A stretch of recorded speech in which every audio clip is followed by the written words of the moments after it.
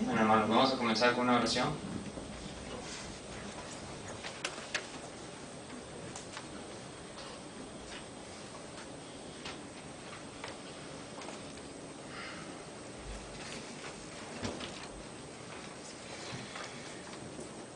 Señor Jesús, te damos gracias en este día por tu palabra.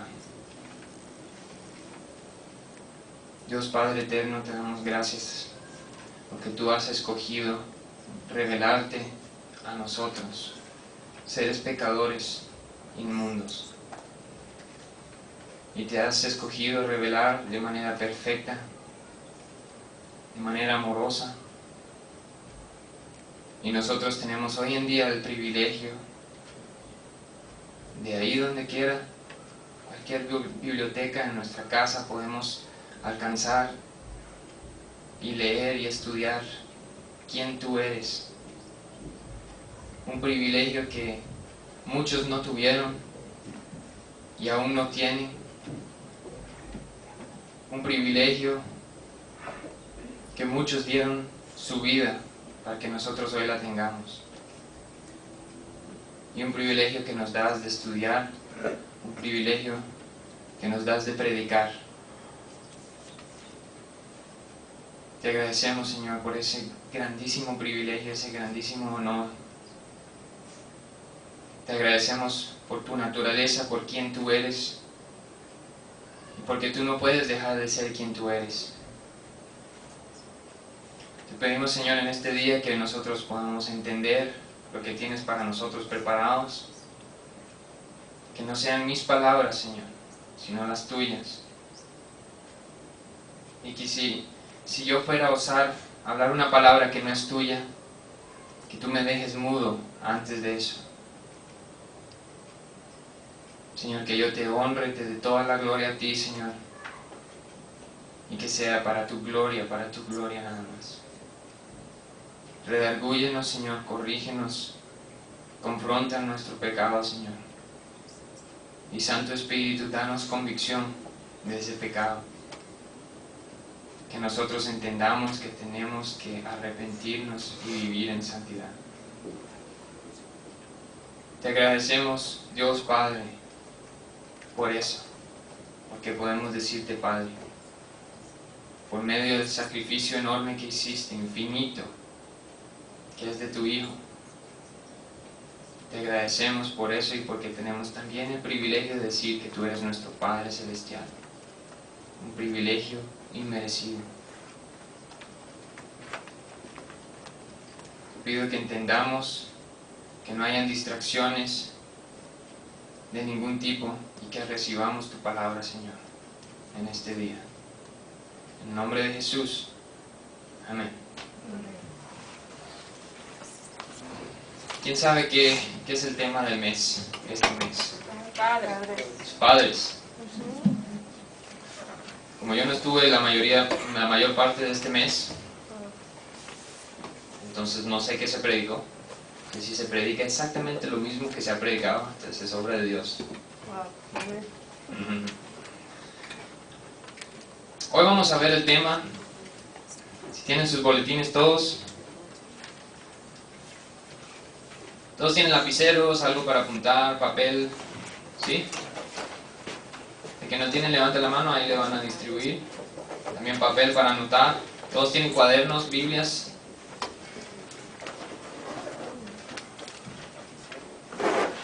¿Estamos todos? Hoy vamos a ver el tema de qué es tener a Dios por Padre y qué implicaciones tiene eso para nosotros como cristianos. Ser hijo de Dios es ser partícipe de una relación íntima con el Dios viviente, creador del universo. Ser hijo de Dios es ser partícipe de una relación íntima con el Dios viviente, creador del universo. No es cualquier cosa, no es un título, no es algo de lo que podamos alardear y jactarnos. Es algo que es, y es algo que es sobrenatural. ¿Qué implicaciones tiene el tener a Dios como Padre. Yo voy a estar dando versículos, ustedes apuntan el versículo y lo buscan en su casa. Aquí no vamos a leerlo porque la casa es para el estudio y aquí venimos a escuchar la palabra. Amén. Entonces apunten todo lo que quieran apuntar, pero no se me pongan a leer ahora porque se distraen y pierden el mensaje y ese no es el punto. ¿Qué implicaciones tiene el tener a Dios como Padre? La primera, la más grande creo yo, y la más tal vez obvia, es el amor de Dios. O sea, somos amados por Dios. Primera de Juan 3:1 dice, mirad cuál amor nos ha dado el Padre, para que seamos llamados hijos de Dios. Por esto el mundo no nos conoce, porque no le conoció a Él. Dios nos ama, y de tal manera que nos llama sus hijos. Podemos ser llamados hijos. Pero ¿cómo nos ama Dios?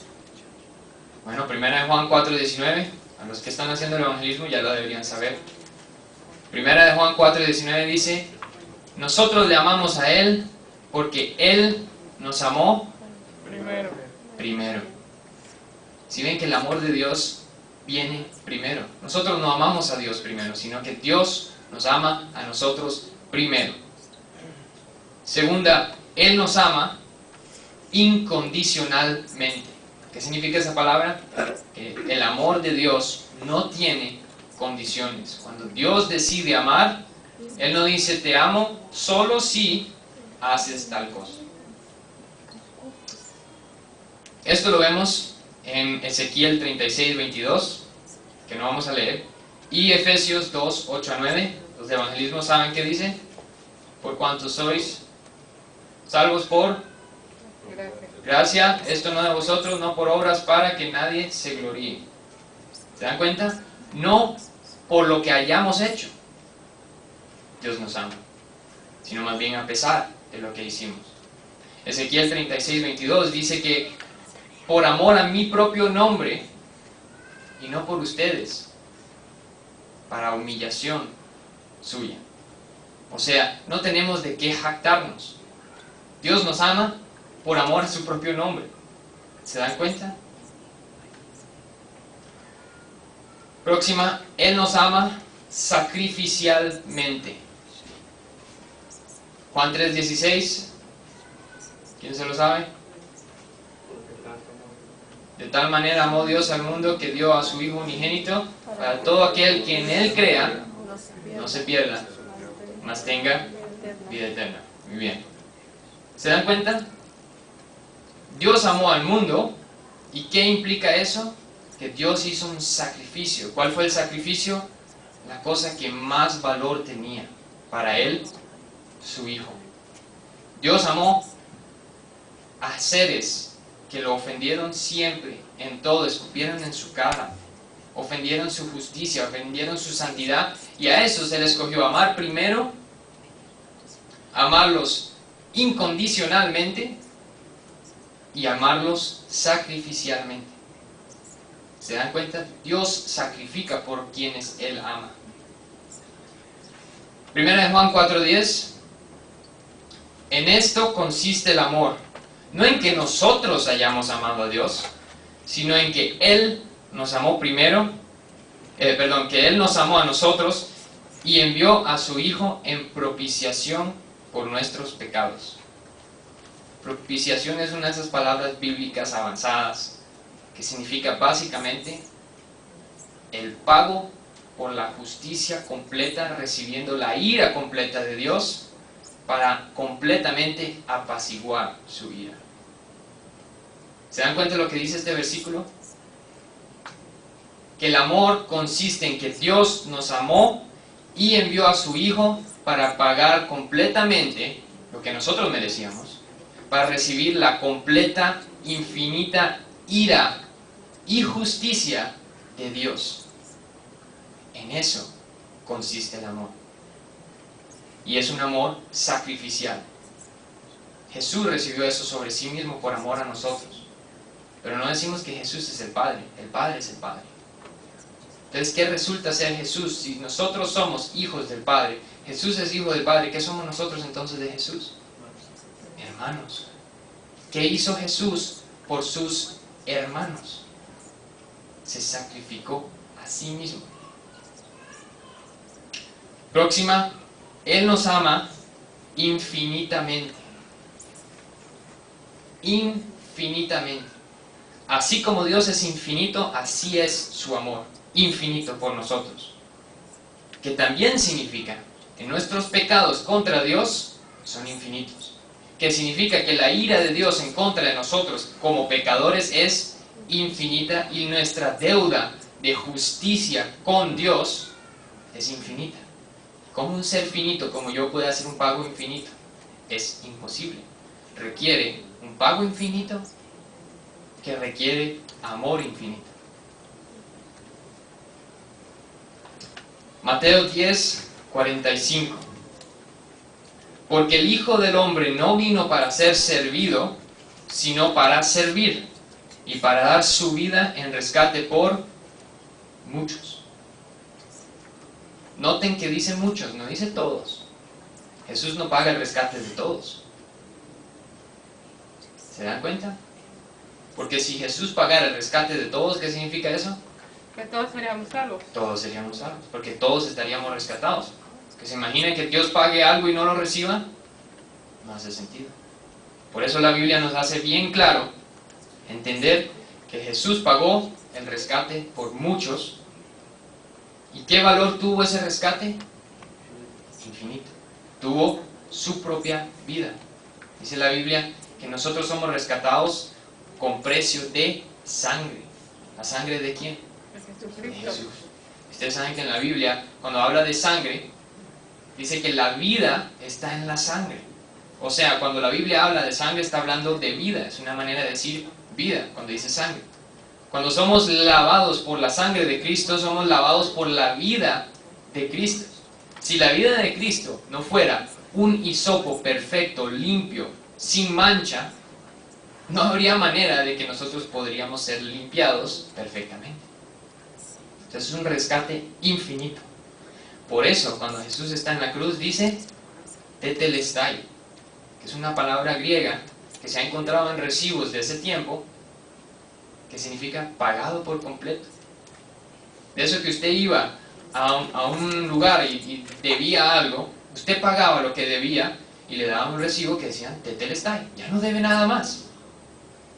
Se dan cuenta que Jesús, cuando está en la cruz, Él dice tetelestai. Si nosotros venimos a Jesús y le decimos, bueno Jesús, yo sé que tú pagaste por una cierta cantidad de pecados, pero yo te ayudo a pagar la última parte, ¿no ofendería eso a Jesús? Sí, sí. ¿Se imaginan decir que nosotros ayudamos a Él a pagar en alguna manera? Es una ofensa enorme a lo que Él hizo. Él hizo un pago infinito y nosotros creemos que vamos a ayudar en algo. Eso ofende a Dios. Nadie ayuda a Dios porque tetelestai está pagado por completo. No falta nada más. Nada más. El amor de Dios no es solo que Él nos ama primero, que Él nos ama incondicionalmente, que es un amor sacrificial, que es un amor infinito, sino que Él demuestra ese amor por medio de las parábolas. Vemos más o menos lo que Jesús nos trataba de explicar del amor de Dios. Una parábola bien famosa es la del hijo pródigo, que muchos teólogos dicen que está mal nombrada, porque no se trata del hijo, se trata del padre. Porque vean la actitud del padre, de ese hijo que declaró que su padre estaba muerto para él. En vida estás muerto, no me vales nada, dame mi herencia. ¿Y qué hizo con la herencia? Fue y la despilfarró con cualquier basura que se encontró. Literalmente terminó con los cerdos, peleándose por los pedazos de comida que no se comían los cerdos. Así terminó. Y la actitud del padre no fue, tú ya no eres mío. Al revés. Pero vean qué bonito, porque entendiendo la cultura hebrea, uno agarra y le saca más jugo a las parábolas y las llega a entender, le saca más jugo a la palabra de Dios y le da un entendimiento mayor. Por eso es bien importante que nosotros conozcamos no solo las escrituras, sino el contexto de las escrituras, el contexto de la cultura hebrea. el padre del hijo pródigo, dice la Biblia, que levantó sus faldas y salió corriendo a recibir a su hijo. Ahora, imagínense a este hombre digno del dinero, porque tenía un anillo y tenía esto y mucha propiedad, se levanta las faldas, porque en esos tiempos no usaban pantalones, y eso era una cosa sumamente indigna, humillante. Pero al ver a su hijo que regresaba, salió corriendo. ¿A él qué le importa lo que dijeran de él? ¿Qué pensaran de este señor tan digno? Ahí está mi hijo. El hijo que antes estaba muerto, ahora está vivo y me ha regresado. Ese es el amor de Dios. Dios se alegra cuando regresamos. Y Dios se humilla para que regresemos y para recibirnos en ese regreso. La humillación de Jesús al hacerse hombre, menos que los ángeles, para pagar nuestro rescate, para que nosotros podamos ser salvos, redimidos. Nosotros que nos revolcábamos en la basura, Él hizo eso por nosotros.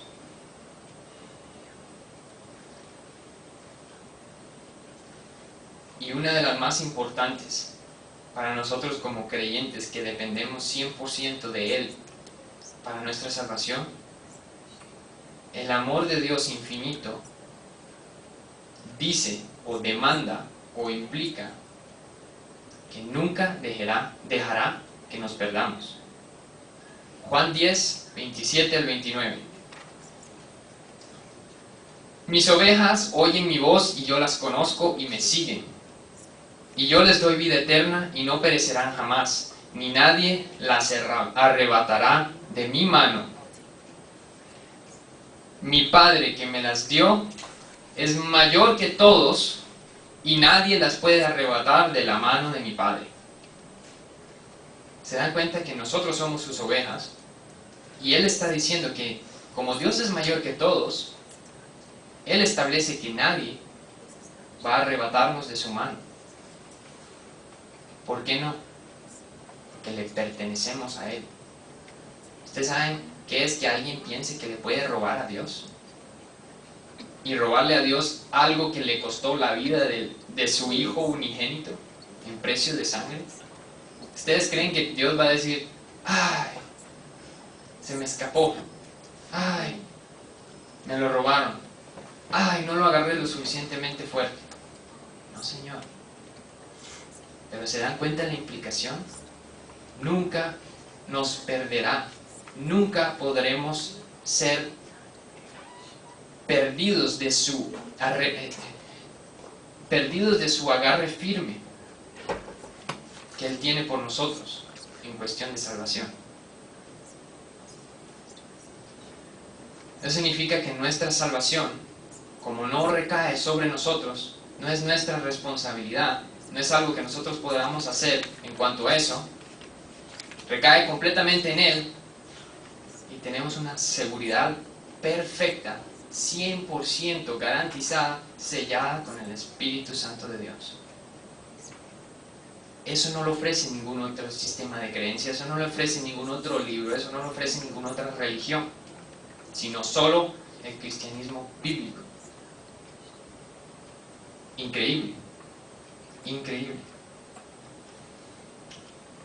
Dios demuestra este amor que Él tiene por nosotros por medio de la adopción. Vamos a ver Gálatas 4, del 4 al 7.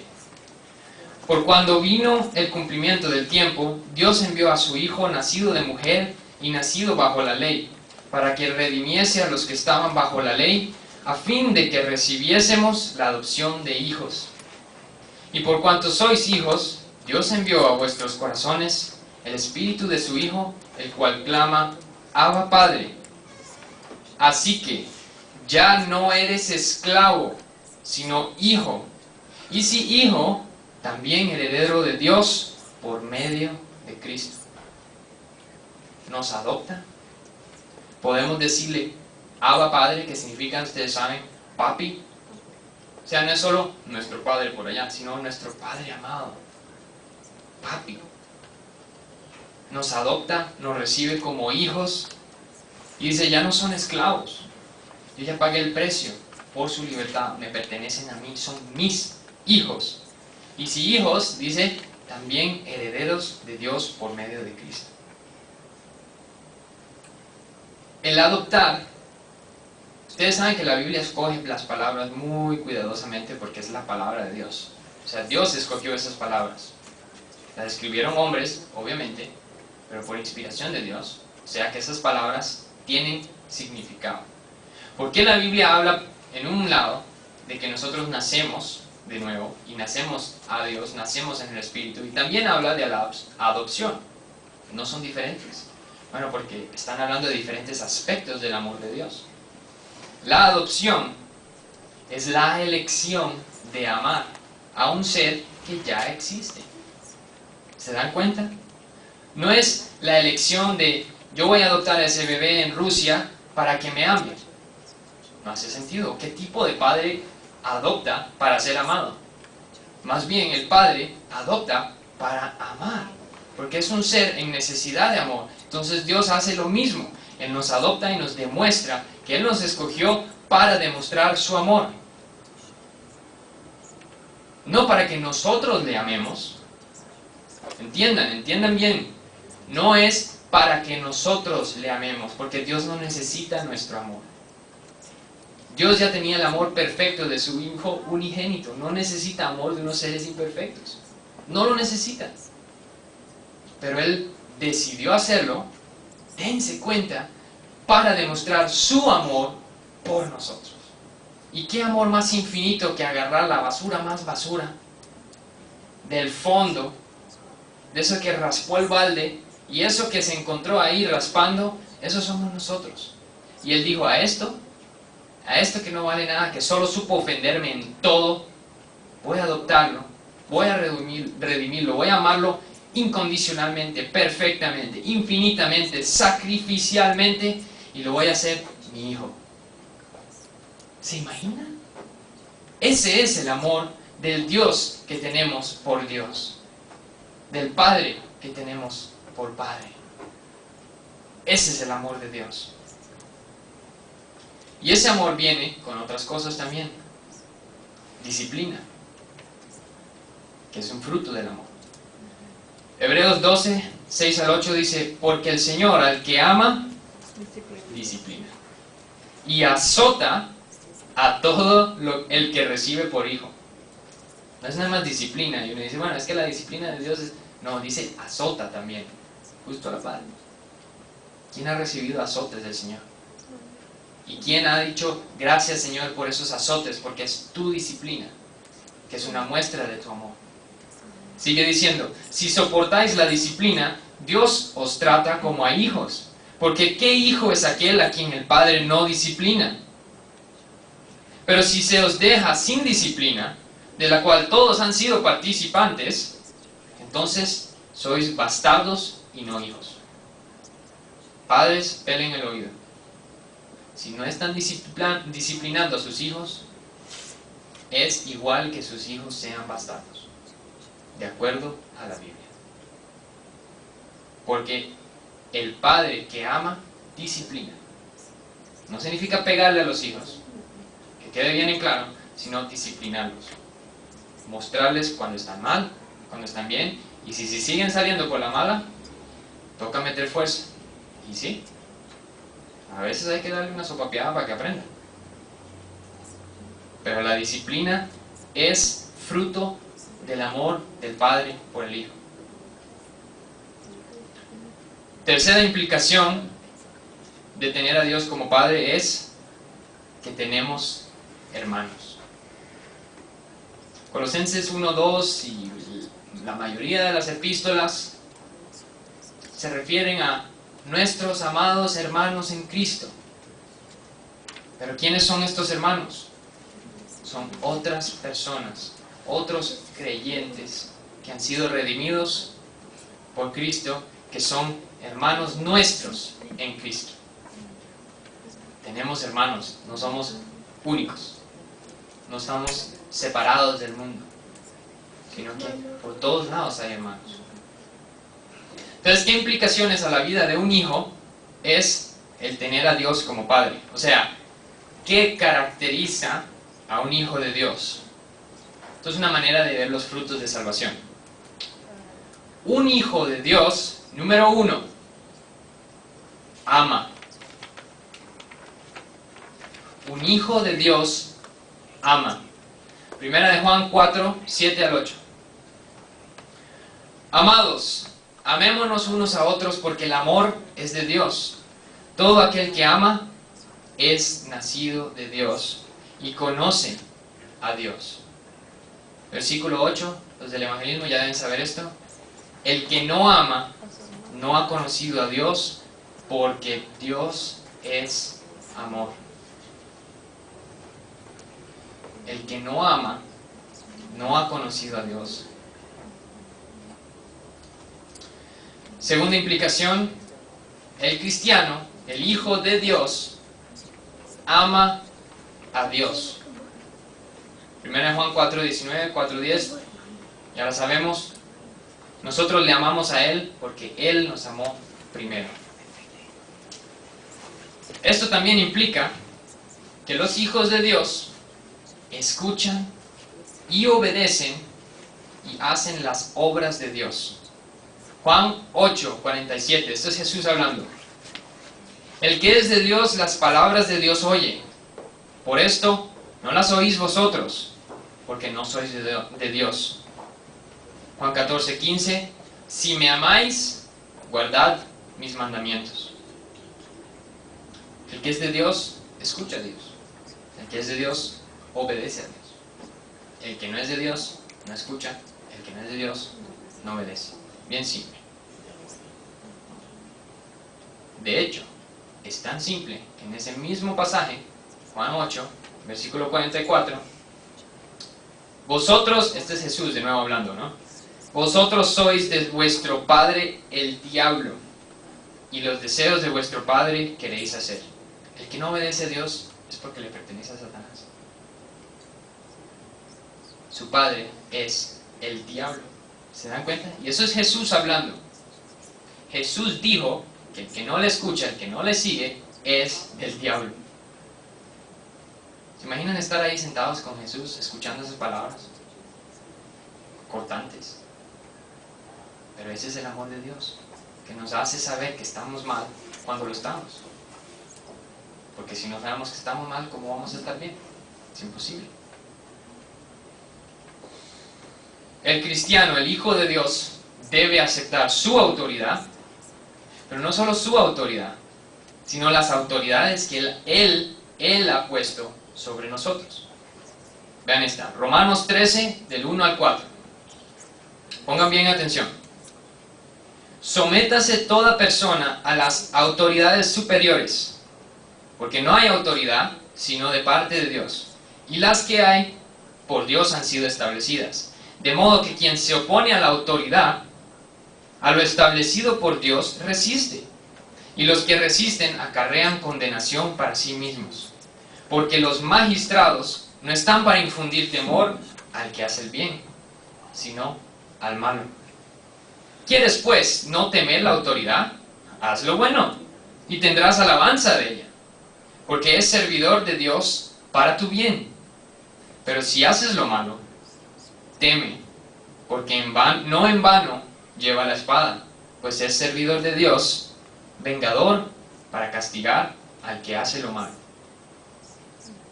Si pusieron atención, se dan cuenta que no está hablando de líderes eclesiásticos, líderes espirituales, está hablando del gobierno. ¿Se dan cuenta? Nosotros como cristianos debemos someternos a la autoridad del gobierno. Al gobierno. Y se dan cuenta que dice que la razón por la cual hay que someterse al gobierno es porque el gobierno fue establecido por Dios. Aunque sean unos tiranos, ese gobierno fue establecido por Dios. Y Dios los levanta y los bota así como a Dios le dé la gana. ¿Quieren ver un cambio en el gobierno? Oren y actúen. Pero ese gobierno lo puso Dios, a veces por juicio y a veces por misericordia. Que quede bien en claro, Dios pone las autoridades que están sobre nosotros. Y si estamos hablando del gobierno, ¿cuánto más a los pastores que tienen que rendir cuentas a Dios? Si la Biblia nos pide de aceptar la autoridad y someternos a la autoridad del gobierno, ¿cuánto más a los pastores que están velando por su salud espiritual? Apúntense Hebreos 13, 17, ya se la pueden buscar ustedes.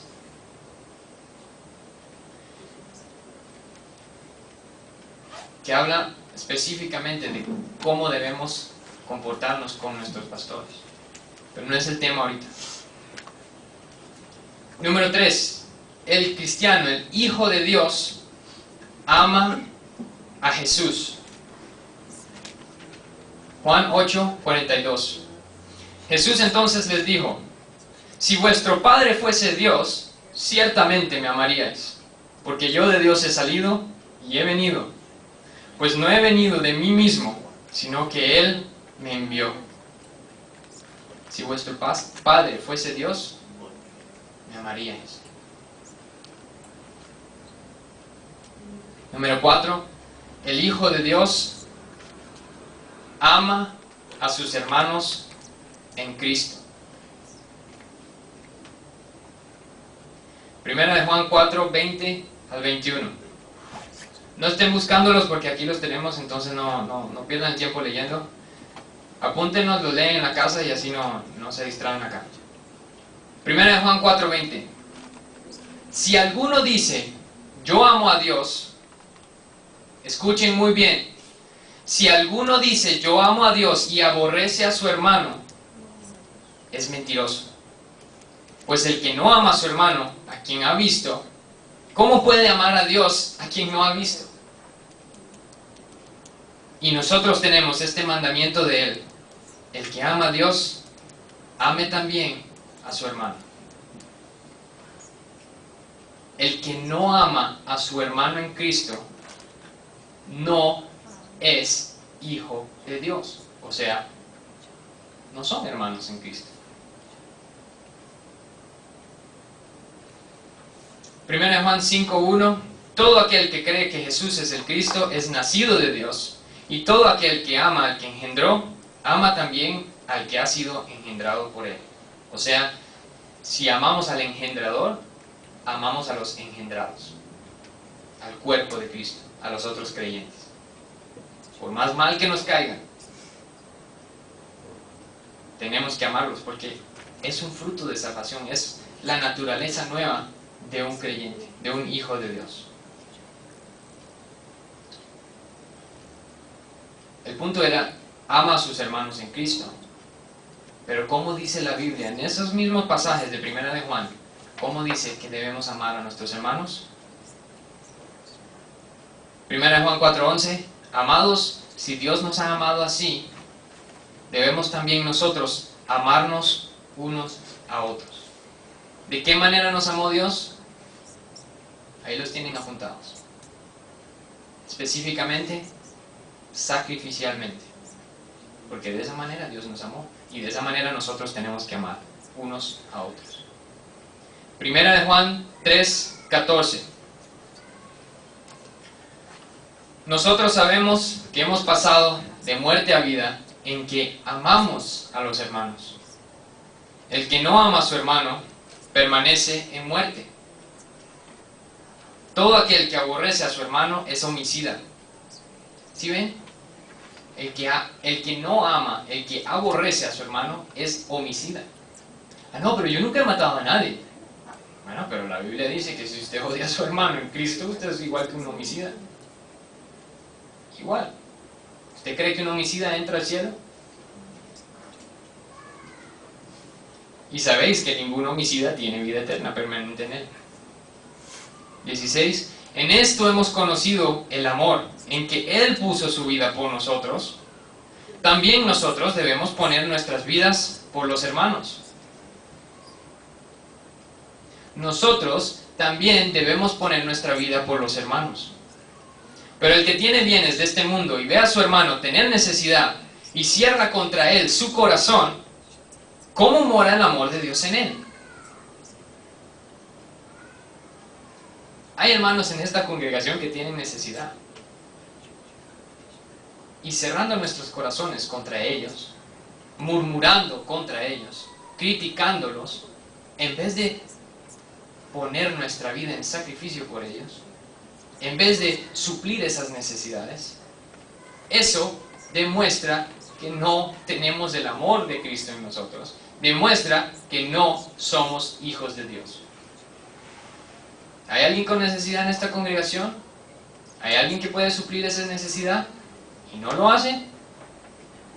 Ahí está.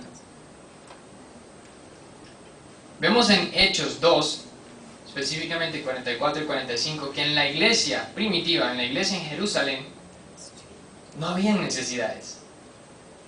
O sea, no es que no había necesidades, dice que no pasaban necesidad.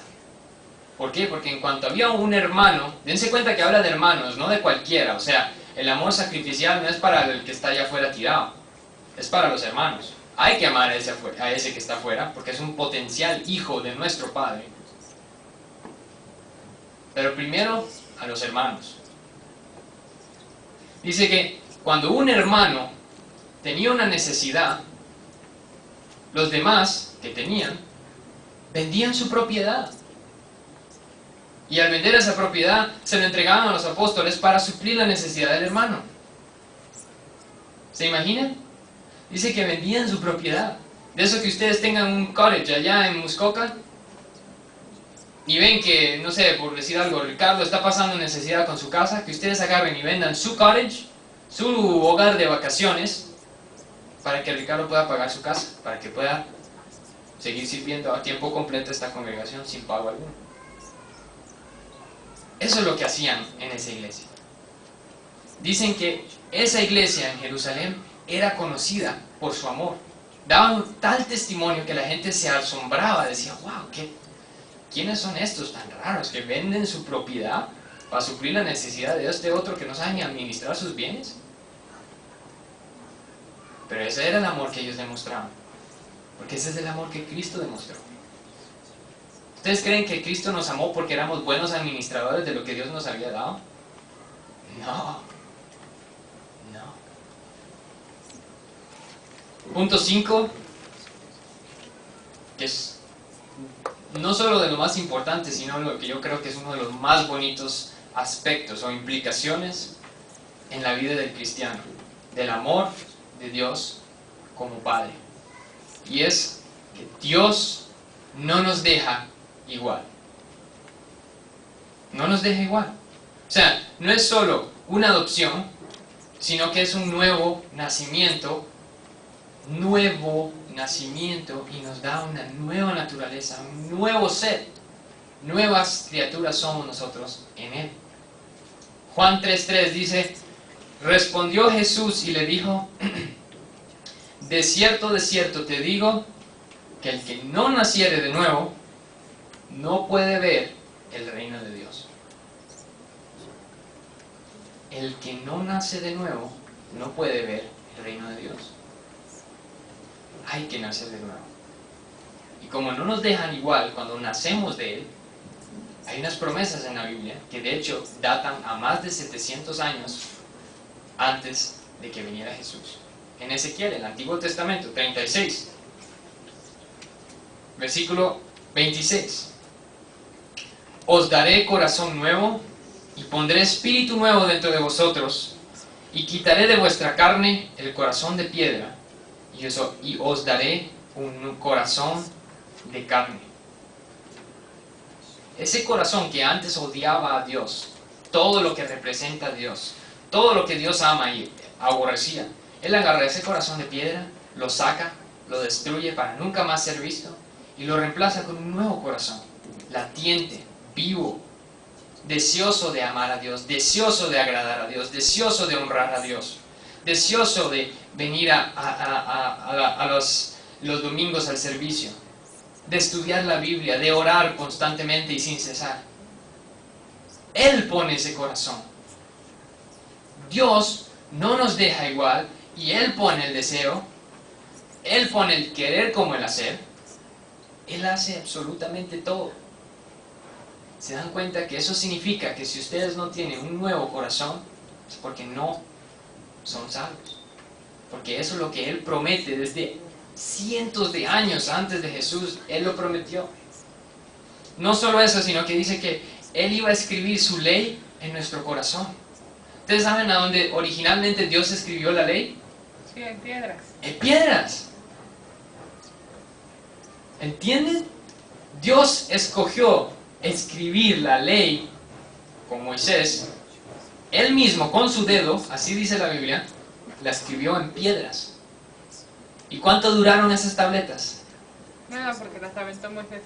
Las destruyó inmediatamente. Moisés dijo, ustedes no, nada. Y lo destruyó. ¿Ven los paralelos del Antiguo Testamento? Por eso es tan importante conocer el Antiguo Testamento. No es palabra muerta, como nos encontramos uno en Jimmy Finch que me dijo una vez, que se decía cristiano y le sacaba uno un versículo que no le gustaba. No, eso es palabra muerta. Y el otro predicador que una vez me dijo, no, eso es Antiguo Testamento. Y digo, ¿no es toda la escritura inspirada de Dios? Jesús y todos sus discípulos y los que escribieron el Nuevo Testamento, ¿no siempre se referían al Antiguo Testamento? ¿No demuestra eso que el Antiguo Testamento es igual de relevante que el Nuevo? ¿Qué diferencia hay si es todo la palabra de Dios? Entonces ven esos paralelismos que Dios nos demuestra con historias, con cosas en el Antiguo Testamento, que a veces son difíciles de leer. ¿Por qué? ¿Qué gente más mala? ¿Cómo Dios puede amar a Rey David y decir que era uno de acuerdo a su corazón, cuando era un asesino, adúltero y quién sabe qué montón de barbaridades hizo? Porque ese es el punto. Dios agarra la basura y ese corazón de piedra y con eso lo destruye y hace algo nuevo y perfecto. Él escribió la ley en la piedra y no duró nada. La ley de Moisés no salvaba.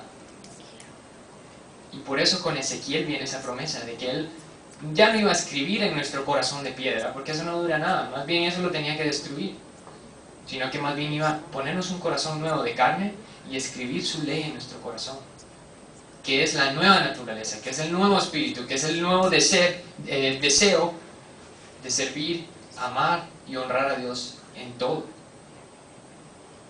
Juan 3:6. Lo que es nacido de la carne, carne es. Y lo que es nacido del espíritu, espíritu es. O sea, si nacemos de la carne, somos carne. Si yo nazco de mi mamá, soy carne, porque mi mamá es carne. Pero si yo nazco de mi papá en los cielos, mi Padre celestial, Juan 4:24, ¿quién se lo sabe? Dios es espíritu. Si yo nazco de Dios, ¿qué soy? Si nazco del espíritu, soy espíritu.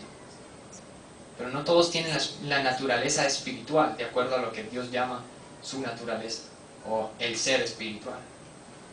Mas cuando nacemos de Él, recibimos esa naturaleza espiritual. Primera de Juan 3:6. Esta parece que no la tengo. Vamos a buscarla.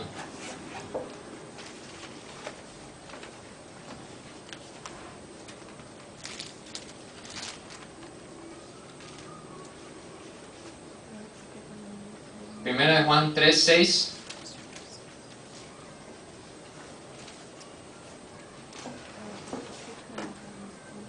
¿Alguien me lo puede leer? 3:6 y luego 8-9. Todo aquel que permanece en él no peca. Todo aquel que peca no le ha visto ni le ha conocido. 8 y 9. El que practica el pecado es del diablo, porque el diablo peca desde el principio.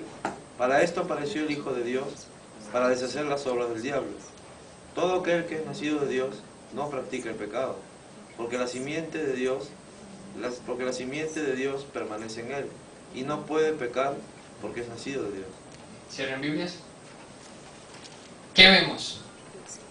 El que es nacido de Dios no peca. El que es nacido de Dios no practica pecado, porque es simiente de Dios. ¿Se dan cuenta? Somos herencia, somos de la misma naturaleza ahora que somos salvos y no pecamos. Entiéndase la diferencia entre pecar continuo, o sea, practicar el pecado, y cometer el pecado. ¿Por qué? Porque el que dice que no peca es un mentiroso, dice la Biblia. Pero sabemos que la Biblia no tiene contradicciones, entonces ¿qué está hablando? Hay dos conceptos diferentes. Yo puedo cometer un pecado, pero no puedo practicar ese pecado. O sea, yo puedo llegar y decir una mentira y luego voy a sentirme, ¡ay, qué mal! ¿Cómo pude mentir? He ofendido la santidad de Dios. Ese es el Espíritu Santo dentro de mí. Esa es la nueva naturaleza que me está redarguyendo, que me está dando convicción de pecado, que me dice que he ofendido a Dios. Pero ¿por qué dice primero no peca y luego dice no practica el pecado? Porque hay ciertos pecados que es imposible que un cristiano cometa. Ahorita vamos a ver más a fondo. Pero en resumen, asesinato, fornicación, o sea, inmoralidad sexual, brujería, idolatría. En resumen, son 4, pero hay una expansión en la Biblia que más a fondo los explica, y vamos a ver eso más en detalle ahorita. Pero básicamente, el cristiano es incapaz de hacer esas cosas. Incapaz. ¿Por qué? Porque Dios es incapaz de violar su santidad para dejarnos hacer esas cosas. Que recuérdense que nosotros le pertenecemos a Él y Dios no nos va a perder. Pero aquí dice, no peca. Es imposible ser cristiano y continuamente mentir. Eso se llama practicar la mentira. Eso se llama ser mentiroso. O sea, un cristiano es imposible que sea mentiroso. Por poner un ejemplo. Pero también ladrón. No puede estar robándole al gobierno. ¿Recuerdan lo que leímos en Romanos? Entonces vemos que estos son frutos sobrenaturales del nacer de Dios, del cambio de naturaleza, de la vida cambiada. Esto produce lo que se llama santidad. Y es un fruto, o sea, tienen que entender lo que significa tener una nueva naturaleza. Yo creo que la mejor explicación, creo que viene de Spurgeon. Y yo le di mi propia aplicación a esa ilustración que él hace. Y ya la hemos hecho aquí antes, pero para los que no la conocen, imagínense que yo agarrara basura y la tiro en el centro de este cuarto. Basura, lo más podrido, o sea, de esos que ustedes me huelen viniendo al kilómetro y dicen, ¿qué es ese olor? Y yo vengo y tiro toda esa basura acá. Y luego allá en la esquina suelto 3 cerdos. Esos 3 cerdos van a salir corriendo, felices de la vida, se van a revolcar en eso, van a comer, deleitados, haciendo sus ruidos raros, felices de la vida. Pero yo agarro uno de esos cerdos y le cambio su naturaleza y lo hago un ser humano. Y ese ser humano se encuentra ahí revolcado en toda esa basura, con basura saliendo de la boca y de todos lados, se vomita. Le daría un asco tremendo. Y saldría corriendo a lo más lejos a inmediatamente lavarse, quitarse todo ese asco. Es humano, tiene naturaleza diferente, pero sí ven que todavía tiene la basura pegada. Ese proceso de quitarse la basura es el proceso de ir a la santidad, de caminar en santidad. Y a veces hay pedazos de basura que no alcanzamos. Y para eso Dios pone gente que nos ayuda. Mira que tenés una basura bien grande aquí pegada. Y a veces están bien pegadas, de esas que necesita uno arrancarle con fuerza y tal vez hasta 5 hombres para arrancarle del pedazo. Por eso Dios nos rodea de gente que nos ayuda, que nos dice en qué estamos mal y nos corrige en amor. Ahora les pregunto a ustedes, si yo les presento esa basura en un plato, ustedes se frotarían el estómago y dirían, rico, con ganas de comerse esa vaina. Jamás. Pues lo mismo es con el pecado. Si ustedes no se sienten de esa manera con el pecado, de eso de que alguien les dice, vamos a pecar, Y ustedes no dicen, ¿qué? Si ustedes no se sienten así, no tienen nueva naturaleza. Ese es el punto. Ese es el punto. Ustedes no van a ir a comer un plato de basura. ¿Por qué me van a decir que son cristianos y van a ir a pecar? Y es que ni siquiera ir a pecar, sino solo pensar o desear pecar. Hay una cosa que son las mañas del viejo yo. Impulsos que la carne nos hace, de las que Pablo hablaba, ¿no? No confundan esos impulsos con los deseos de la nueva naturaleza. Porque esos impulsos son parte de esa basura que hay que arrancar. Y por eso tenemos hermanos, por eso tenemos en esta congregación un proceso de disciplina. Pregunten a las personas que han pasado por ese proceso de disciplina, qué bendición les fue. Pero el que no deseaba, se fue. ¿Cuántos no se han ido de esta congregación? Porque los pusimos en disciplina y dijeron, esto no es para mí. Pero si la Biblia dice que sí es. La Biblia dice que la disciplina es un acto de amor de Dios. Y si no tienen a 5 ahí arrancándose el pedazo que tienen en la espalda, que no lo quieren ver, entonces ¿cómo se lo van a quitar? ¿Por qué? Porque no tienen el deseo de quitárselo. A mí me gusta esa basura, yo soy un cerdo. Déjenme en paz, déjenme revolcarme y comer, yo estoy feliz de la vida ahí. Pero luego están también los cerdos enjaulados, que ahí están viendo la basura y esperando. No están en la basura, están limpiecitos porque alguien los agarró, los frotó, pero ahí están. Y en cuanto abran esa jaula, ¡paz! Se van a revolcar, igual de sucios van a quedar. Por eso, los santurroncitos que no pecan, porque nadie los ha visto pecar, pero tienen eso en el corazón, su santidad no les cuenta de nada. Santidad en comillas, ¿no? No les cuenta de nada, porque ahí están deseosos. Uy, en cuanto abran esta jaula, cuando nadie se dé cuenta, yo voy a ir y me voy a lanzar con todas las ganas. Pero un cristiano dice, pecar. Si ustedes no tienen esa reacción ante el pecado, no son salvos, no tienen nueva naturaleza. No, pero es que la Biblia no dice que hay que hacer eso o lo otro, es libertad cristiana y todo lo demás. ¿Ah, sí?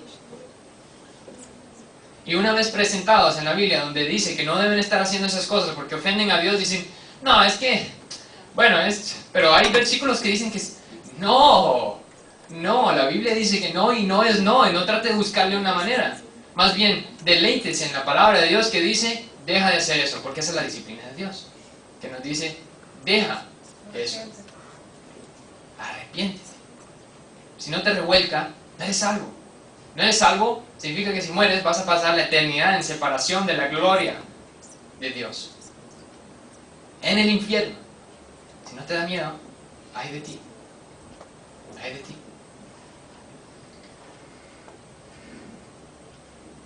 Entonces vemos que hay cosas imposibles para un cristiano. De la misma manera que funciona la genética.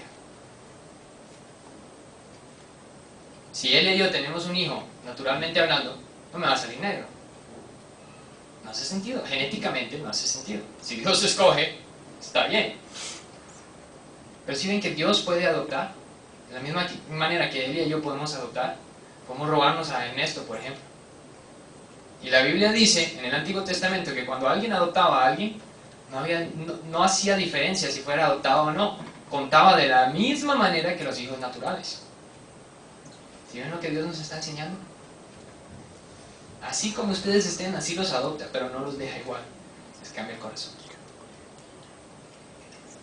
Entonces vemos un montón de cosas, implicaciones. Sabemos que como hijos de Dios tenemos y recibimos mucho gozo, muchas bendiciones, un montón de cosas de Dios. Pero también Dios no promete una vida fácil para el cristiano. Que Dios nunca le prometió a Jesús la vida fácil en la tierra. Vean lo que Jesús hizo y ese es el ejemplo a seguir. Dios no promete la vida fácil para el cristiano. El que se metió, entre comillas, al cristianismo porque pensó que Dios le iba a dar la unción, la bendición, la prosperidad. Lamento ser el que le informe que eso no era la prosperidad de la cual hablaba Dios. ni la unción de la cual hablaba Dios, ni la bendición de la cual hablaba Dios. Ninguna de esas cosas. Porque si Dios nos da, es para que nosotros demos. ¿Sabían? Por poner un ejemplo bien claro, ustedes conocen a Jonathan, otro de los pastores acá. ¿Ustedes saben cómo él trata ese carro? Como si ni fuera de él. ¿Ven? Dios se lo dio. Y él dice, esto no es mío. Esto es de Dios. Y así lo trata. Lo cuida como si fuera de Dios, pero también lo trata como si no fuera de él y fuera para que todos compartan. Él es el mayordomo, o sea, él es quien decide qué se hace con ese carro, obviamente, pero lo trata al servicio de todos. Veamos esas actitudes en nuestros hermanos, en las personas de esta congregación. ¿Qué actitudes tienen con sus cosas? Fijémonos, ¿y qué dice eso también de nosotros? ¿Qué actitudes tenemos nosotros? Cuando hemos visto que alguien tenía una necesidad, ¿cómo reaccionamos? ¿Así? O salimos corriendo a ver, bueno, ¿en qué te puedo ayudar? Mira, no tengo mucho, pero puedes quedarte en mi casa, todo lo que quieras, puedes comer, ahí estás sin necesidad de nada, no tienes que pagar nada, ahí estás. ¿O qué es la actitud que tenemos? Lo mío es mío y yo me lo gané y yo lo trabajé y 20 años llevo en ese lugar ahí trabajando con esos jefes que me caen tan mal. Yo me merezco lo que tengo. ¿Ah, sí? ¿No fue Dios que se lo dio? Bueno, si no fue Dios, entonces. Lucas 14, 26. Si alguno viene a mí y no aborrece a su padre, a su madre, y mujer, e hijos, y hermanos, y hermanas, y aún también su propia vida, no puede ser mi discípulo.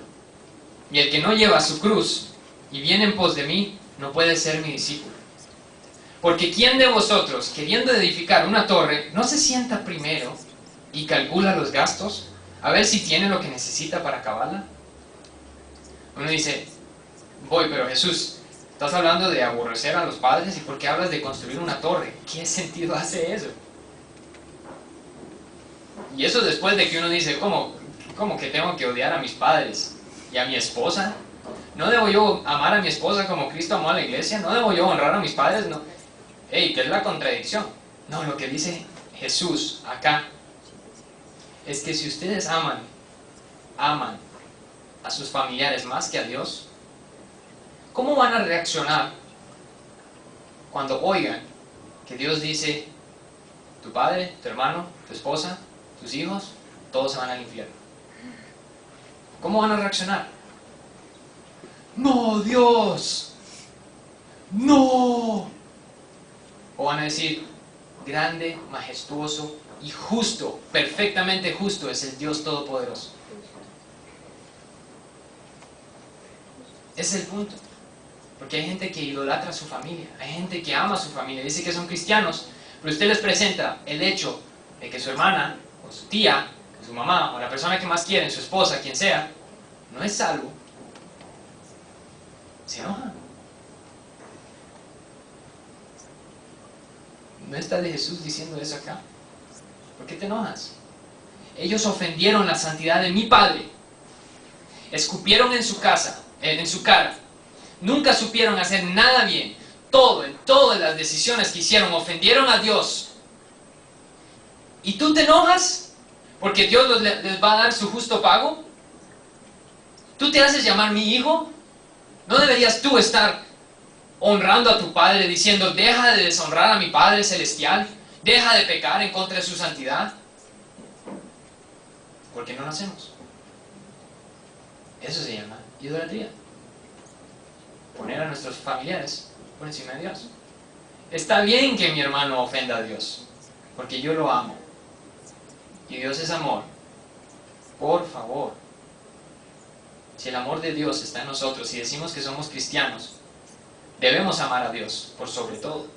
Y si alguien ofende a Dios, debemos nosotros sentirnos ofendidos. Ese es el Dios santo que pagó precio de sangre por nosotros.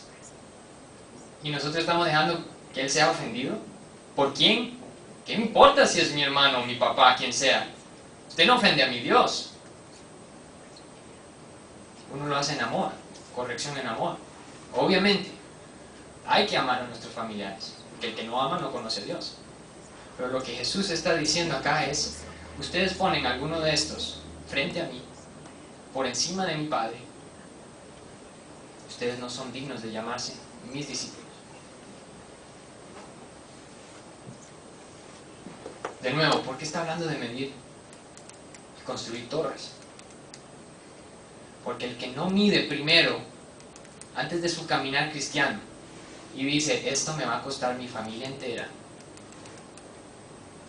se mete al cristianismo, entre comillas, y luego ve que toda su familia lo odia, y luego dice, bueno, mejor entonces no soy cristiano, me meto al closet del cristianismo. Yo he conocido de gente así. Un compañero mío de esos judíos seculares me decía, sí, mi hermano, él probó eso del cristianismo, pero luego se metió en tantos problemas con mis papás que dejó eso y regresó al judaísmo. Y yo digo, bueno, lamento corregirle, pero nunca fue cristiano. Si él no supo entender que iba a perder su familia por causa de la cruz, él no midió y calculó sus costos. Pero eso aplica también a calcular los costos en cuanto al amor sacrificial por el hermano. Igual.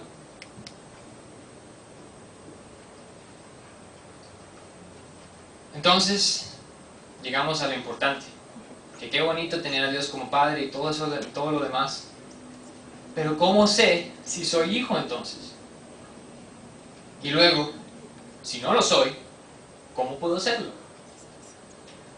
Interesantemente, 2 Corintios 13:5 nos dice, examinaos a vosotros mismos si estáis en la fe. Probaos a vosotros mismos. ¿O no os conocéis a vosotros mismos que Jesucristo está en vosotros, a menos que estéis reprobados? O sea, dice, pruébense, prueben su fe. Si pasan, son. Si no pasan, no son.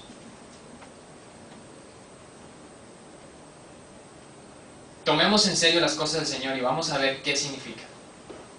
Pongan mucha atención, porque esto es lo que define, esta es la prueba. Y está por todos lados en la Biblia, en muchos versículos. Vamos a ver 3 pasajes, o 4. Pero pongan mucha atención, porque si ustedes no pasan la prueba, ahí donde están sentados, si se cae el techo, ustedes van a pasar la eternidad en el infierno. Pongan atención a esta prueba. Esta es una prueba de exclusión. O sea, si un solo punto ustedes dicen que sí, reprobaron completamente. O sea, si encajamos uno de estos, no somos hijos del Dios 3 veces santo. Primera de Juan 3:9. ¿Ya la leímos? Todo aquel que es nacido de Dios no practica el pecado, porque la simiente de Dios permanece en él y no puede pecar, porque es nacido de Dios. En esto se manifiestan los hijos de Dios y los hijos del diablo. Todo aquel que no hace justicia y que no ama a su hermano, no es de Dios.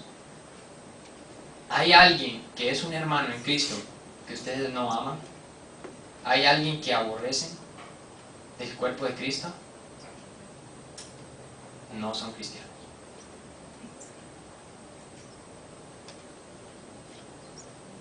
Primera de Corintios 6:7 al 11. Así que, por cierto, es ya una falta en vosotros que tengáis pleitos entre vosotros mismos. Ya eso es una falta. ¿Por qué no sufrís más bien el agravio? ¿Por qué no sufrís más bien el ser defraudados? Pero vosotros cometéis el agravio y defraudáis, y esto a los hermanos. Dense cuenta que dice a sus hermanos, a sus propios hermanos. Dice a los hermanos.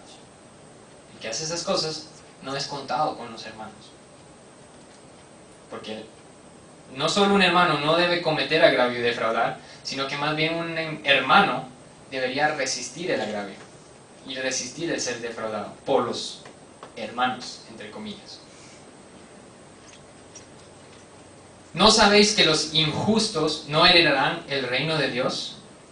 No erréis, aquí viene, ni los fornicarios, ni los idólatras, ni los adúlteros, ni los afeminados, ni los que se echan con varones, ni los ladrones, ni los avaros, ni los borrachos, ni los maldicientes, ni los estafadores heredarán el reino de Dios. ¿Ustedes son uno de esos? No son salvos. Porque ahí dice, no heredarán el reino de Dios. La Biblia no miente. El que encaja con una de esas, afeminado, homosexual, injusto, idólatra, fornicario, adúltero, ladrón, avaro, borracho, maldiciente, estafador, no heredarán el reino de Dios. Hay un montón de cosas que un cristiano puede hacer, pero de esas, ninguna. Porque no heredarán el reino de Dios, así lo dice. Y vean qué interesante. Versículo 11 dice, y esto erais algunos, mas ya habéis sido lavados. No dice, ya sean lavados, sino que ya habéis sido lavados. Alguien los lavó. Ya habéis sido santificados, de nuevo. Ya habéis sido justificados en el nombre del Señor Jesús y por el Espíritu de nuestro Dios. Habían quienes hacían estas cosas. ¿Se dan cuenta que da esperanza? Hasta los homosexuales, afeminados, adúlteros tienen esperanza. Porque de esos, hasta de esos habían algunos en esta congregación. Así eran algunos de vosotros, pero ya han sido lavados y ya no hacen ninguna de estas cosas. ¿Se dan cuenta? Gálatas 5:19 al 21.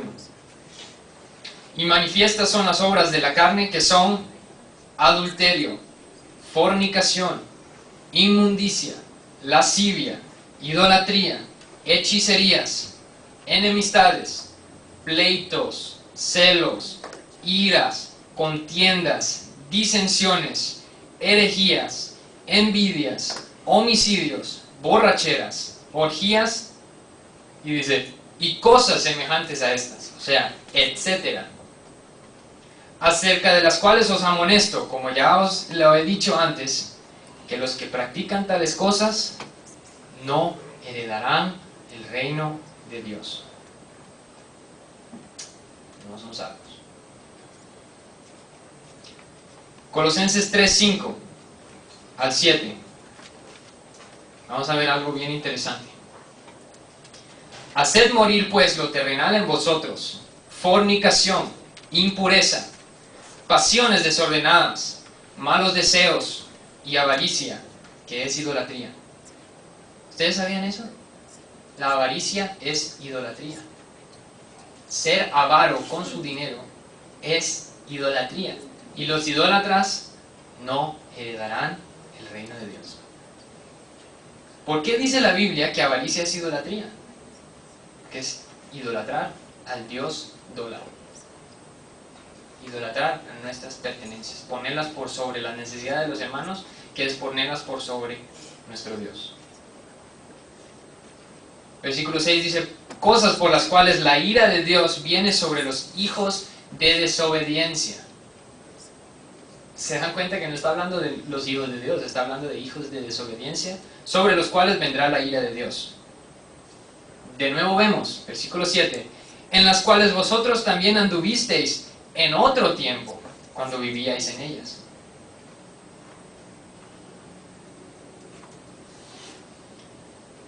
Primera de Juan 4:20. Si alguno dice, yo amo a Dios, y aborrece a su hermano, es mentiroso. Pues el que no ama a su hermano, a quien ha visto, ¿cómo puede amar a Dios a quien no ha visto?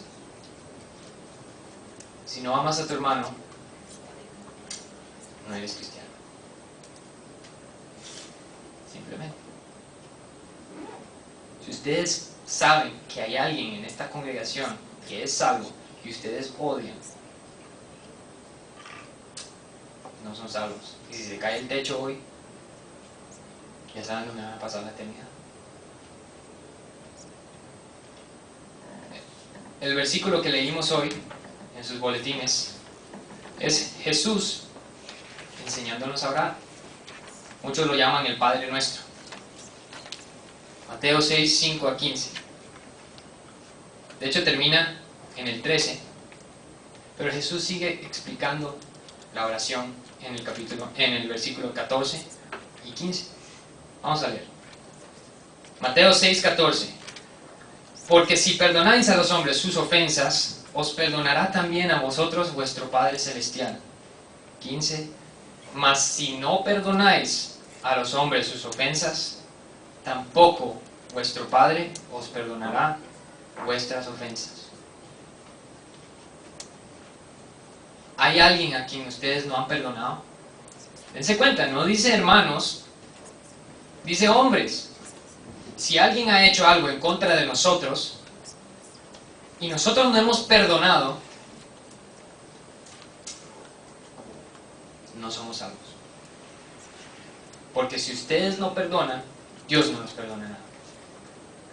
Y en la oración dice, perdona nuestras ofensas como nosotros perdonamos a los que nos ofenden.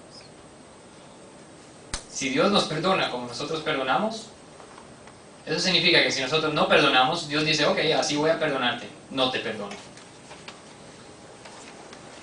¿Sí se dan cuenta?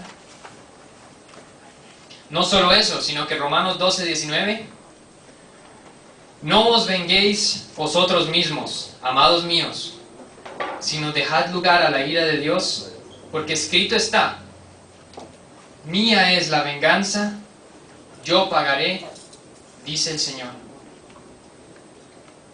Ustedes saben que sacarse la venganza es robo y robo a Dios. Alguien les hizo un mal, ustedes dicen, me voy a sacar el clavo con esto. Es como decir, Dios, te voy a robar, cuando no estés viendo, te la voy a quitar lo que te pertenece. Un cristiano no saca la venganza, porque un cristiano no roba. No roba. Entonces, ¿cómo puedo ser hijo de Dios si no lo soy? Bueno, ¿qué hizo Dios? Todo.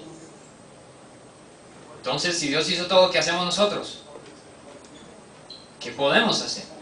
Vamos a leer Juan 3, del 3 al 10. No, mejor lo leo yo porque estamos cortos de tiempo. Pero apúntenlo, porque esta es la definición del cristianismo, es esa. Juan 3, del 3 al 10. Respondió Jesús y le dijo, de cierto te digo, que el que no naciere de nuevo, no puede ver el reino de Dios. Nicodemo le dijo, ¿cómo puede un hombre nacer siendo viejo? ¿Puede acaso entrar por segunda vez en el vientre de su madre y nacer? Respondió Jesús, de cierto te digo, que el que no naciere de agua y del Espíritu, no puede entrar en el reino de Dios. Lo que es nacido de la carne, carne es, y lo que es nacido del Espíritu, Espíritu es. No te maravilles de que te dije, pues es necesario nacer de nuevo. Versículo 9 dice, respondió Nicodemo y le dijo, ¿cómo puede hacerse esto? Respondió Jesús y le dijo, ¿eres tú maestro de Israel y no sabes esto? Lo más básico de lo más básico de lo más básico, y tú no sabes y osas enseñar a Israel. ¿Qué estaba diciendo Jesús? Pregúntense, ¿qué hicieron ustedes para nacer de su mamá? Nada. Si yo le llego a mi mamá a decir, mami, ¿qué hice yo para nacer? Jo. Así se ríe mi mamá cuando se quiere burlar de nosotros, cuando hacemos una pregunta tonta. ¿Qué hice yo? Nada, absolutamente nada. Para las que son madres, ustedes saben que sus hijos no hicieron absolutamente nada para nacer. ¿Por qué Jesús dice hay que nacer de nuevo? Porque hay que reconocer que no podemos hacer absolutamente nada y que Dios lo hace absolutamente todo. ¿Sí ven lo que decía Nicodemo? Entonces, ¿qué? ¿Me trepo al vientre de mi madre y vuelvo a salir? Pero yo soy muy grande. Nicodemo quería hacerlo por obras. Él quería agradar a Dios. Él quería nacerse de nuevo.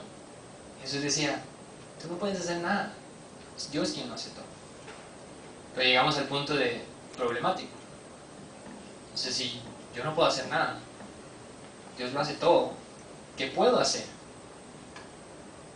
¿Qué hace uno cuando está en peligro? Pide ayuda. ¿A quién pide? Al que lo puede ayudar. Y si no hay nadie que pueda ayudarnos excepto Dios por medio de Jesús, ¿a quién clamamos? A Jesús. Jesús, hoy tu palabra me redarguyó y me doy cuenta que no soy salvo. Necesito tu salvación. Clamo ante ti porque eres el único nombre por el cual podemos ser salvos. Porque solo tú pagaste la paga infinita de justicia que nosotros merecíamos y que la debíamos a Dios, no a Satanás, a Dios. Le debíamos a Dios la justicia infinita y tú la pagaste. Cámbiame, que yo no puedo. Sálvame, porque yo no puedo. Tú lo haces todo, yo no puedo nada. Sálvame, rescátame. Y Él nos salva y nos rescata. Así dice la palabra. Clama ante mí. Mi versículo favorito en la Biblia es Salmo 50:15, que en una traducción lo pone de esta manera. Clama ante mí en el día de tu peligro. Yo oiré, te salvaré, o sea, te rescataré, y tú me honrarás, tú me glorificarás. Clama ante Dios, pídele salvación, y Él te salvará y te rescatará. Segunda de Corintios 6:16. ¿Y qué acuerdo hay entre el templo de Dios y los ídolos? Porque vosotros sois el templo del Dios viviente, como Dios dijo: habitaré y andaré entre ellos, y seré su Dios, y ellos serán mi pueblo. Por lo cual, salid de en medio de ellos, y apartaos, dice el Señor. Y no toquéis lo inmundo, y yo os recibiré, y seré para vosotros por Padre, y vosotros me seréis hijos e hijas, dice el Señor Todopoderoso. Dios dice, arrepiéntete, ni toques lo inmundo, ni para correrlo, ni para quitarlo del camino. No lo toques. Reprende los ídolos, sácalos, bótalos, destrúyelos. Los ídolos como la televisión, el trabajo, la familia, la esposa, el esposo. Bótalos. Y dice, y yo os recibiré, y seré para vosotros padre, y me seréis por hijos.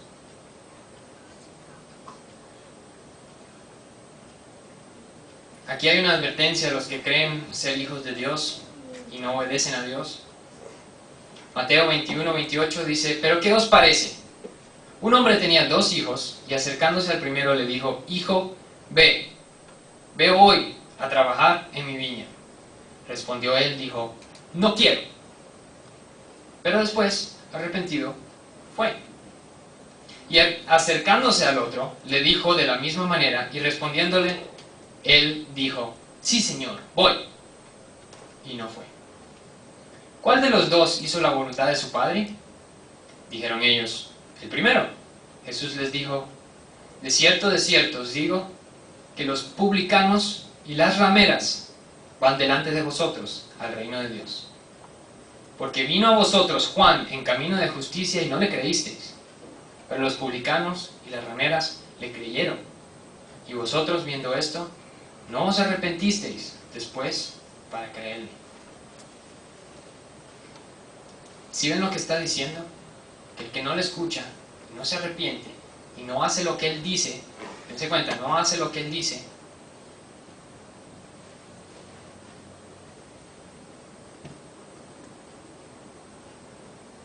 nada. Mientras que aún si nosotros no queremos, pero aún así terminamos haciéndolo, por cualquier razón, igual terminamos obedeciendo. Esto tiene la aplicación de Hechos 1:8. Para los que están llevando el evangelismo ya saben. Dice que y os daré potestad en el Espíritu Santo, y me seréis mis testigos en Judea, Samaria y hasta los confines de la tierra. No está pidiendo por favor. Él dice, me seréis, y van a ir, e irán. Y el hijo que dice, no, y luego dice, sí, tengo que ir. Ese está en obediencia. Pero el que dice, sí, pero terminan oyendo, igual que las rameras y los publicanos, estos irán primero, y el que no obedeció se quedará atrás, hasta que obedezcamos. Y dense cuenta que Hechos 1:8 no dice por favor, sino que dice que cuando nosotros somos creyentes, Él nos dará la potestad en el Espíritu y seremos sus testigos, no en la casa, sino en Judea, nuestros hermanos, Samaria, nuestros enemigos, y toda la tierra, todos los demás. Si ustedes son testigos nada más en Judea, con su familia, si acaso, ¿qué pasa con Samaria? ¿Qué pasa con toda la tierra? ¿Por qué desobedecen? Y ahí va la pregunta, ¿por qué desobedecen? ¿Por qué no quieren proclamar el Evangelio? ¿Para quién es el Evangelio proclamar? Para los creyentes, no para los predicadores, no para los evangelizadores, no para los pastores, para los creyentes. Porque Jesús dijo, me seréis mis testigos. A todos. El que no es testigo es porque no lo vio.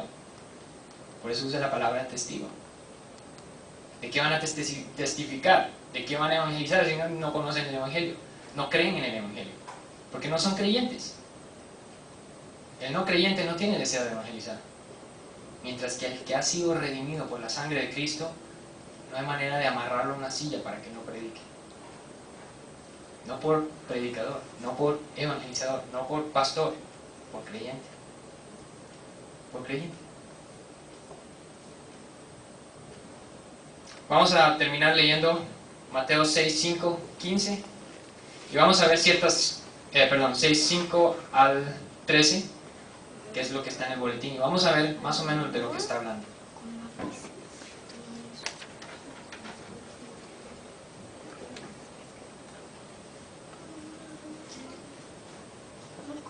Empezando del 10 al 13. Del 9, perdón. Vosotros pues oraréis así: Padre nuestro que estás en los cielos, santificado sea tu nombre. Un creyente puede decir Padre nuestro a Dios, y un creyente santificará su nombre. 10. Venga tu reino, hágase tu voluntad como en el cielo, así también en la tierra. El creyente pide que la voluntad de Dios sea cumplida, o sea, el creyente se somete a la voluntad de Dios. 11. El pan nuestro de cada día, dánoslo hoy. El creyente tiene sus necesidades suplidas por Dios. Y no solo eso, sino que tiene el derecho de decir, danos nuestro pan. Danos lo que necesitamos. No lo que queremos, lo que necesitamos. 12. Y perdónanos nuestras deudas como también nosotros perdonamos a nuestros deudores. El cristiano debe perdonar, porque así como perdona, será perdonado. Y no nos metas en tentación, mas líbranos del mal, porque tuyo es el reino y el poder y la gloria por todos los siglos. Amén. El cristiano depende de Dios completamente para ser sacado, librado del mal. Solo Dios puede protegernos del mal que nosotros haríamos, del mal que nos vendría. Y termina diciendo, porque tuyo es el reino, el poder y la gloria. Es un reconocimiento, cierra la oración reconociendo la autoridad y la naturaleza de Dios. Por todos los siglos, amén. Y la palabra amén es una palabra hebrea que significa creo en esto. Por eso nosotros cuando oramos cerramos con amén, que decimos creemos en esto. En el nombre de Jesús yo creo en esto, que Dios es quien puede suplir. Entonces terminamos diciendo, si usted se da cuenta que en alguno de esos puntos falló, clame ante Dios ahí donde está. No clame ante mí, ni la tele, ni nada más, sino ante Dios, en el nombre de Jesús, que es el único que puede salvar. Clame ante Él y Él será justo y lo salvará. Y sabrá usted que en ese momento su vida cambió, porque desde ese momento le va a dar asco el pecado. Le va a revolver el estómago solo pensar en el pecado. Porque podemos nosotros estar seguros de que somos salvos. 1 Juan 5:13 dice: estas cosas están escritas para que sepáis que tenéis vida eterna. Y el libro de 1 Juan es de los más difíciles de tragarse, porque son los más golpeantes. Pero fue escrito para que sepamos. Tenemos certeza, seguridad 100% de salvación. Y usted la puede tener hoy al depositar su confianza completa diciendo: Señor, yo no puedo, solo tú puedes. Y en ese momento, Él salva. Y su vida cambia, y Él saca ese corazón y pone uno nuevo. Vamos a orar.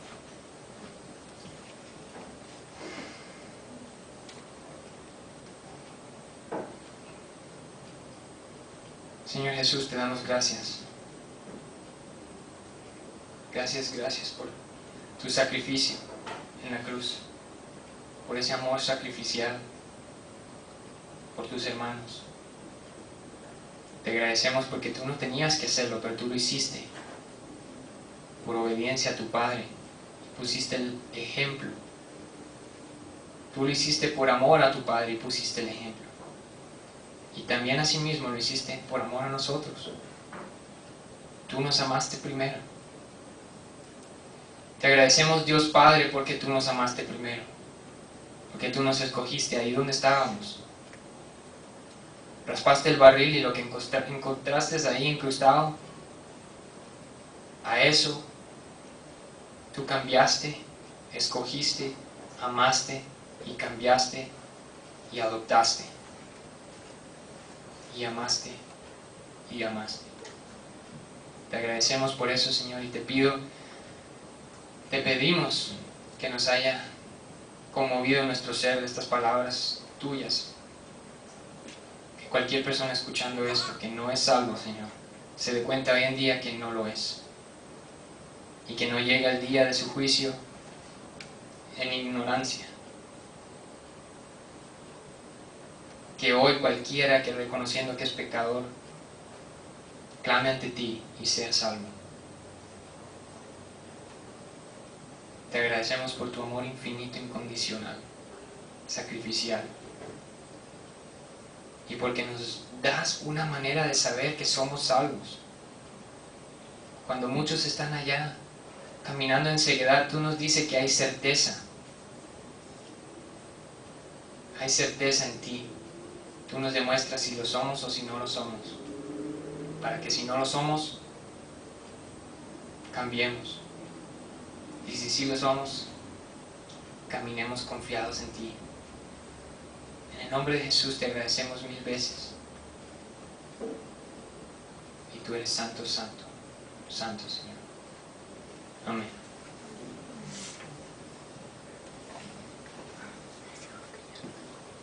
La palabra de Dios nos supone que es fácil recibir. Tenemos un periodo de preguntas para que no nos agarre de sorpresa. Ya hay una. Sí. Concernando el perdonar, es importante inmediatamente perdonar a la persona que te ofendió, aunque en tu corazón tú tienes esta rabia, te sientes furioso, algo así. Solamente hay que decir que te perdono y ya. Entonces la pregunta es... O hay que sentir también que una paz, algo que te perdono y ya. La pregunta es para el MP3, si alguien nos ha ofendido, ¿es necesario perdonar inmediatamente? Aunque no te sientas listo. Aunque uno no se sienta listo o cómodo. Déjame ponérselo de esta manera. ¿Qué tan listo creen ustedes que estaba Dios para perdonarnos? ¿Cómo se sentía Dios al perdonarnos? O sea, sabiendo nosotros que Dios es un Dios infinito, infinitamente santo, nuestra ofensa a Él fue infinita. ¿Cómo se habrá sentido Dios al perdonarnos a nosotros? ¿Cómo se habrá sentido Jesús en esa cruz, muriendo, recibiendo los pecados de gente que lo habían ofendido a Él? Muriendo en sacrificio por los que le ofendieron. Ese es el ejemplo que nosotros tenemos a seguir. ¿Hay que perdonar inmediatamente? No sé, a discernimiento suyo. ¿Pero qué sería la respuesta obvia? Que sí. Hay un concepto del perdón que no se predica mucho, o por lo menos que no se maneja en el mundo, por ponerlo de esa manera. Y es que el perdón es para el que perdona, no para el perdonado. El que nos ofendió es el que le importa si lo perdonamos o no. ¿Se dan cuenta? A ellos no les importa. Por algo le ofendieron. Si le importara no estaría ofendiéndonos. Pero nosotros perdonamos no por amor a ellos. De hecho, bíblicamente, ni siquiera por amor a nosotros mismos, sino por amor a Dios. Y Dios dice que Él nos perdona por amor a sí mismo. Nosotros debemos perdonar por ese mismo concepto. Porque la falta de perdón es una cadena que nos ata. Y no solo nos ata, sino que está pegada a un ancla que nos ancla. No nos deja movernos. Cada vez que llega a nuestra casa o que nos vemos con esa persona que no hemos perdonado, ¿cómo nos sentimos? ¿Cómo nos sentimos? ¿Y esa persona cómo se siente? A esa persona que le importa, tal vez ni sabe que nos hizo algo. Y si sabe, tal vez ni le importa. Entonces, ¿por qué nosotros nos vamos a esclavizar por algo que nos hicieron? No hace sentido. Y de la misma manera, si no perdonamos, Dios no nos perdona. Pregúntense, ¿qué tan rápido queremos que Dios nos perdone cuando nosotros ofendemos a Dios? Así de rápido debemos nosotros perdonar a los que nos ofenden. Porque de la misma manera que nosotros perdonamos, Dios nos perdonará. Así dijo Jesús.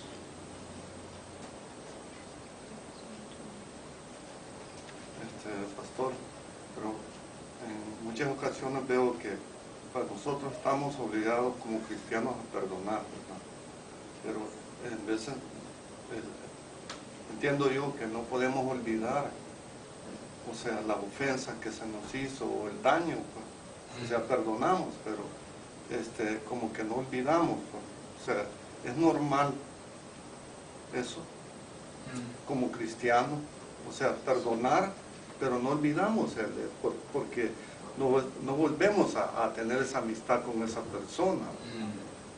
Entonces la pregunta es, como cristianos, sí podemos tal vez perdonar, pero ¿cómo hacemos con eso de olvidar? Porque a veces perdonamos, pero es difícil soltar, es difícil olvidar. Pues la Biblia no dice, olvida las transgresiones de los demás. No es algo que nos pide la Biblia hacer. Si lo logramos hacer es para nuestra bendición. Pero la Biblia no dice que es necesario olvidarlo. Porque ¿cómo uno decide olvidar algo? Yo creo que es posible decidir olvidar algo. Lo que sí tenemos que entender que recordarnos de algo no es lo mismo que seguir sintiéndonos mal por ese daño. Porque eso es falta de perdón. Yo me puedo acordar de, digamos, todo lo malo que Ricardo me ha hecho. Yo no me siento mal por eso. Yo lo perdono. Pero no o sea, el hecho de que me acuerde no me va a hacer nada. Más bien, hay situaciones, hay instancias donde acordarnos de un mal que nos han hecho es algo bueno. Por ejemplo, cuando nosotros hemos perdonado y nos hemos restituido con alguien y nosotros nos acordamos de ese mal y comparamos eso con ahora, decimos, wow, qué bonito es haber perdonado, qué bonito es haber restituido eso. Entonces no es necesario olvidar. A veces es bueno. Pero lo que sí tienen que discernir es, estoy diciendo que no olvido, mientras que el caso en realidad es que no estoy perdonando. Porque si todavía les duele, no han perdonado.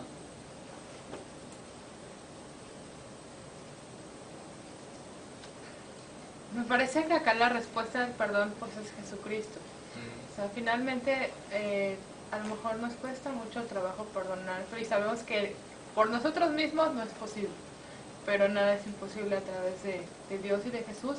Y yo creo que pues estar en Él y pidiendo que Él nos dé las fuerzas, que Él nos dé a lo mejor la paz que necesitamos, Claro. para que si alguien nos ofendió, no estar sintiendo ese malestar. Y si nos cuesta trabajo perdonar a alguien, pues orar y pedirle al Señor que sea Él el que nos dé la posibilidad de perdonar a los demás, ¿no? Yo creo que esa es la respuesta. La manera más fácil, yo creo, que ustedes pueden hacer para perdonar a alguien, es decir, ¿cuál es la ofensa que he recibido? Y luego decir, ¿y cómo se compara eso a la ofensa que yo hice a un Dios santo, que me amó primero? Es como decir, me pegué el dedito y comparar eso con agarrar una motosierra y me arrancaron el dedo. Te dice, me pegué el dedito, no, bueno, en comparación a que me hagan eso, obviamente no es nada, entonces le cuesta a uno menos. ¿Por qué? Porque si uno ve un obstáculo como algo más grande, le cuesta más, pero si lo ve como más pequeño, es más fácil. ¿Cierto o no? No es lo mismo subir la loma para llegar aquí desde del parque acá a subirse el Everest.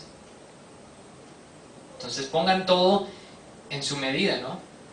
Lo que yo he hecho a Dios versus lo que me han hecho a mí. Y de repente uno dice, ¿cómo yo puedo no perdonar a esta persona?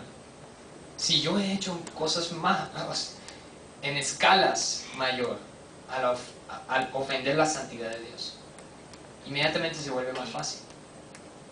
Mucho más fácil. Y como dice Marlene, Dios es quien pone el querer como el hacer. Dios es quien nos da la habilidad de perdonar, la capacidad de perdonar. Es Él. Por eso debemos completamente soltar todo, completamente.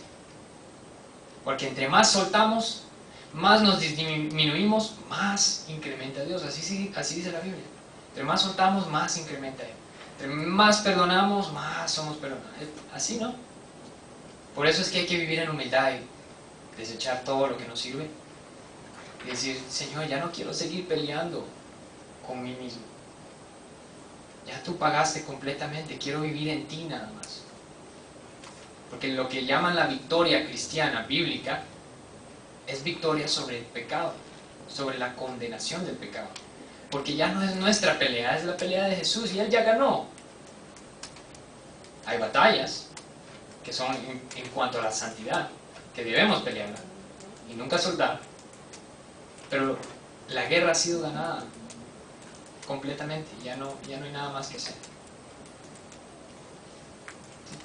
Yo considero que el perdón viene de Dios y hay que pedírselo nada más. Y también considero que no necesariamente tenemos... Exactamente. Una cosa que sí quería mencionar, tal vez un poco fuera de tema, pero hay mucha gente, muchos predicadores, muchos evangelistas que dicen, nada más pídale perdón a Dios y Él perdona. Pensándolo ya más profundo, uno dice, eso no suena bien. Al principio uno dice, sí, claro, uno pide perdón y Dios perdona, pero decirle a Dios perdón, para mí, o sea, tal vez no lo voy a llegar a explicar bien, así bien planteado, pero nada más pedir perdón no es suficiente. Porque si ustedes asesinan la familia entera de alguien y ustedes están frente al juez y el juez les dice, ¿cómo te declaras? Uno dice, bueno, juez, culpable, yo los asesiné a todos, pero perdón. Y usted va y le dice al que sobrevivió, le dice, te pido perdón por lo que te he hecho. ¿Verdad que no suena bien?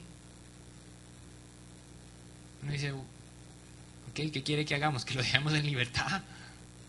Está bien que pida perdón. O sea, para que entiendan, no es malo pedir perdón, pero no por pedir perdón Dios nos va a perdonar, sino que su justicia tiene que ser cumplida perfectamente.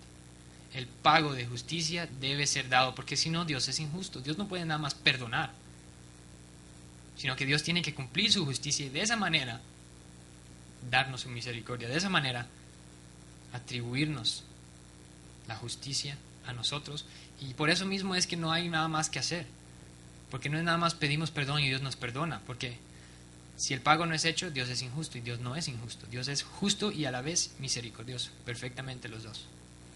Entonces, cuando ustedes escuchen que alguien diga, pídele perdón a Dios, pongan atención si en efecto están llamando al arrepentimiento o nada más decir perdón.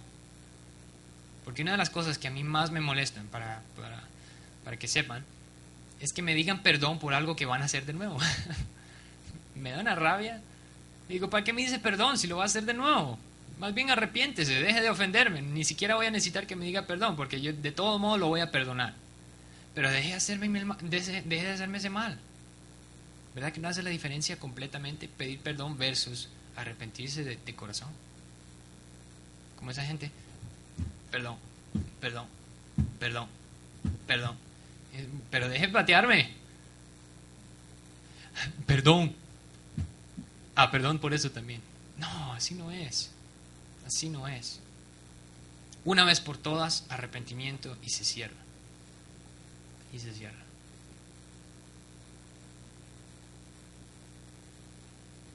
Si hay más preguntas, si alguien necesita hacer un estudio bíblico, entender lo que es la salvación, entender lo que es el arrepentimiento, lo que es el nuevo hombre, aquí estamos Ricardo y yo. Jonathan viene en un par de horas para el servicio que vamos a tener luego conjunto. Aquí estamos, para eso estamos. Si alguien necesita saber, si alguien necesita soltar, lo que sea, saber más que del Evangelio, para eso estamos. Y sin pena, ¿verdad? Porque estamos hablando de nuestra salud espiritual. Si usted lleva 20, 50 años en el Evangelio y se da cuenta que nunca fue salvo, ahora es el día de salvación, dice la Biblia. Y el que no se humilla ante Dios será humillado en el día del juicio. Aprovechen que hoy es el día de salvación.